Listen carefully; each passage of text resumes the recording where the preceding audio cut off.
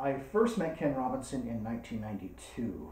I was a freshman, and he was my student advisor. I was also a very, very eager, aspiring would-be filmmaker. And Ken was a rather formidable teacher and instructor. I, of course, was a smartass, and I thought I knew everything. And by the end run of my time at Vassar, Ken had put me in my place, and it was quite with a bit of humility that I realized that I did indeed have quite a bit to learn. He is someone who does not tolerate, for lack of a better word, bullshit from people, and I think that put off a lot of students. And I never really grasped the full value of that quality until my career in Hollywood and dealing with so many disingenuous personalities. Ken Robinson is many things, but he is certainly not disingenuous. There is a gruff exterior, but there really is a true kind and caring heart. My first year he was intimidating, and by the time I graduated I considered him one of the best teachers and best friends I had during my time at Vassar.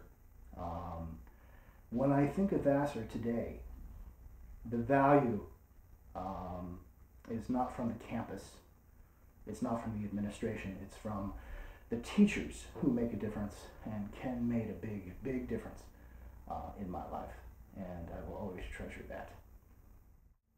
I remember first year filmmaking. That was my junior year, and pretty much the introductory lecture was Welcome to Hell, because while students would often relax and party and go out on weekends, that's when we essentially had to do filmmaking boot camp and shoot all our projects in desperation, and so many things happened.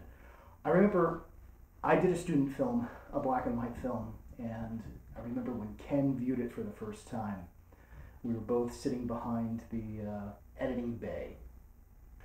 And it was just dead silence through the entire screening, and then whenever Ken wanted to make a point, he would stare at you. He would give you this Kubrickian stare, kind of bowing his head at like this. And he always wore glasses, but they were kind of on the edge of his nose. So when he meant business, he would bow his head and stare at you like this, so that the eyes would not see through the glasses, but look directly at you. So he's watching the film the entire time in just dead silence. And finally, he pays me a compliment, but with a very, very characteristic reservation. He's like, "That's one of the better projects I've seen." And then comes the Kubrickian stare. "Don't let that get to your head." And that very, very much kind of illustrates the kind of teacher he is. When I think of my memories of Vassar, what I treasure most of all, it's not the picture postcard campus, it's not the administration, it's the teachers I had. And not just the lessons learned or the knowledge I took, but the relationships I had. And with Ken, I formed a good friendship. We still talk every so often. It's going to be a great, great loss, not just to Vassar, but to all the students that could and should have had Ken as a teacher. He is a remarkable teacher, and I'll always treasure our time together. There was really no other time like that in my life. Making movies, getting them torn apart and put together again. Ken, I wish you all the best of success on a well-deserved, long overdue retirement. I'm sure you'll always stay busy, always stay creative, and I hope we'll always stay in touch.